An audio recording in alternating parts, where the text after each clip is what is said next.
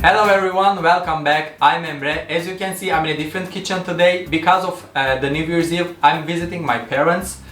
So I'm in my motherland. Being in my motherland, visiting my parents, being in the New Year's Eve needs some celebration. And celebration in Turkey requires only one thing, which is of course baklava. Every time you gather with your friends, with your family, for special holidays, for anything actually, in the middle of the table, right after the supper, you always need and eat some baklava.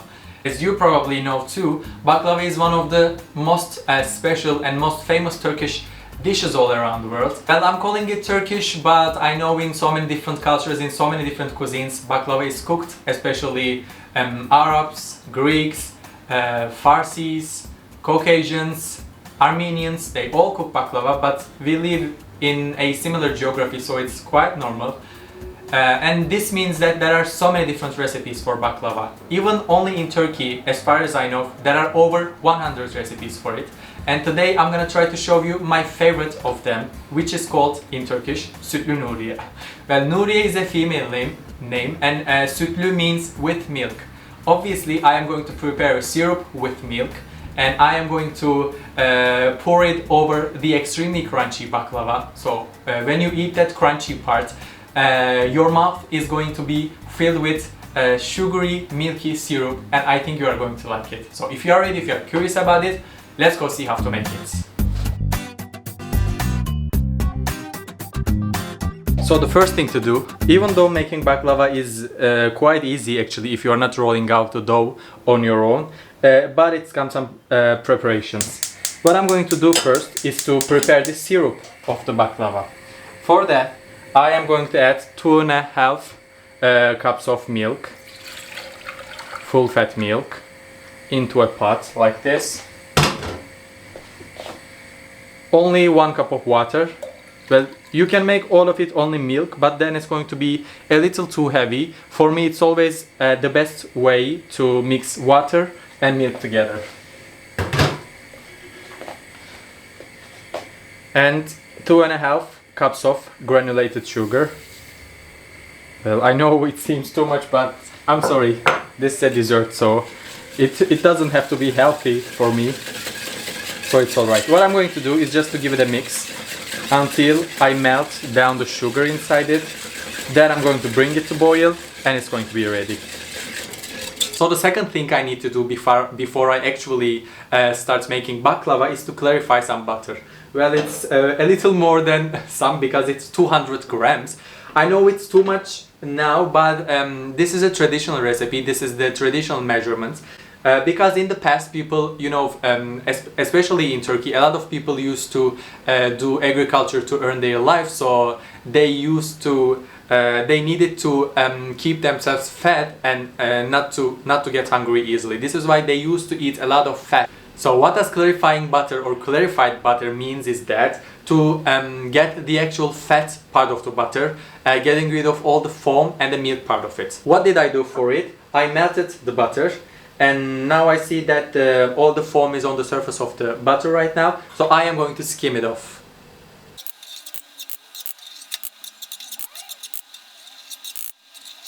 By the way, in this case you need to be careful about not cooking the butter because what we want is just to melt it. As you can see, there are no any brown or black parts on it. It's just melted butter. I did it on a really low heat, almost like a candle.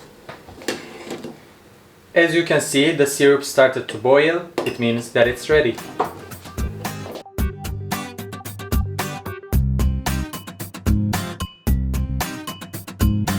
And now the next thing to do is building the baklava. I got everything ready here, but I want to show you something.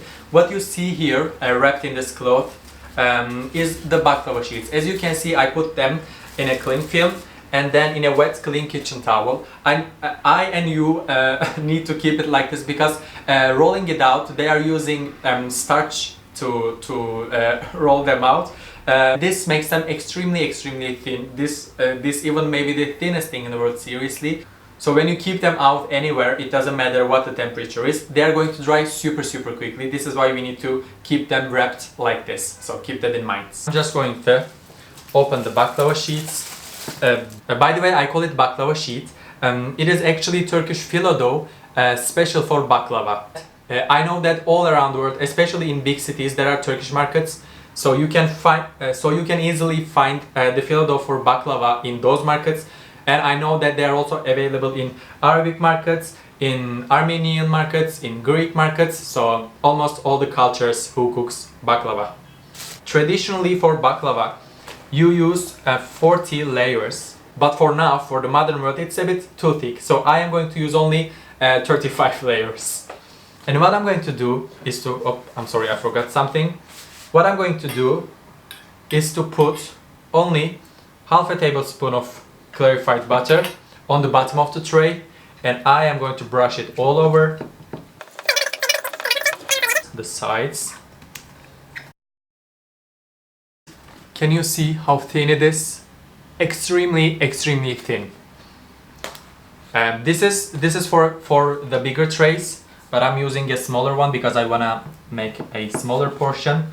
So I am going to use it twice. And for every layer, again, I am going to put half a tablespoon of butter, brush it, fold the second part over, put butter, brush it again, and continue doing the same for 35 times.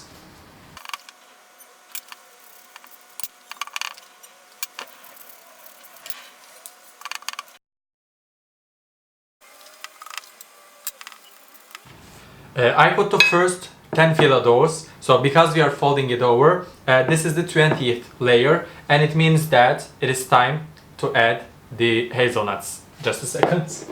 So what I have here is 200 grams of hazelnuts.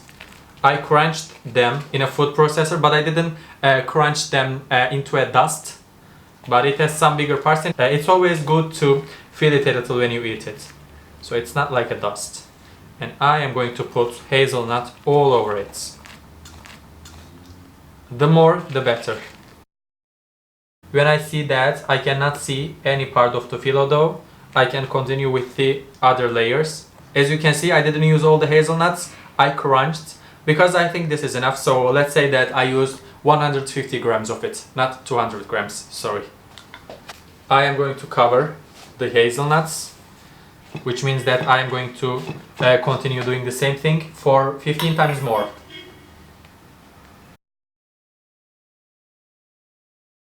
Before I put baklava in the oven, we need to cut it because this is how it's made traditionally.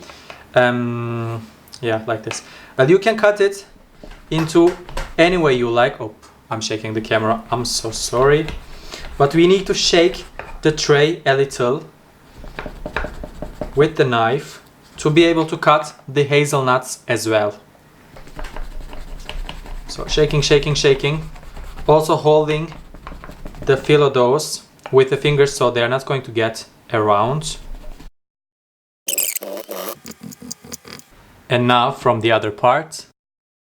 And there's actually a special kind of knife for only cutting baklava. It's even called baklava knife in Turkish, but I do not have it, my mom doesn't have it. So it's not really necessary. With a normal knife we can do it, but to be able to make these stripes quite well, I am not going to cut the last part. I'm going to turn the tray other side and then cut it. So for now I'm only cutting until the last part. Now I am going to turn the tray other way around, and I am going to cut this last part here. And now, like this, it's going to the oven, which is preheated to 180 degrees Celsius. The fan is not open, and it's going to stay in the oven for 30 minutes until it gets a perfect golden brown color.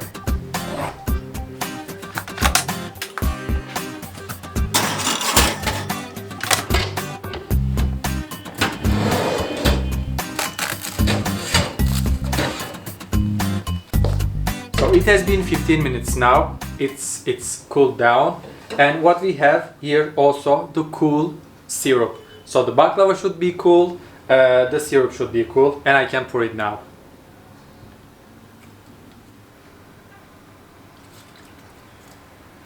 All over it.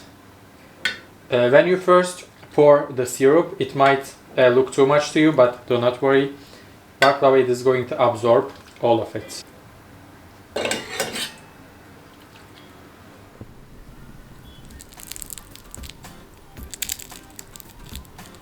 So for this video, this is all everyone. But before I go, I would love to say one more thing, and which is that when I visited different countries, especially the countries in Europe, I always try to try some baklava to see the difference between the Turkish one and the ones in there. And I didn't really fall in love with them. If you feel the same as I do, please give this recipe a try. I think you are going to love it. And if you try and if you like it, you can let me know about it in the comment box below. So thank you so much for watching. See you next time. Happy New Year. Bon appetit and afiyet olsun. Bye bye.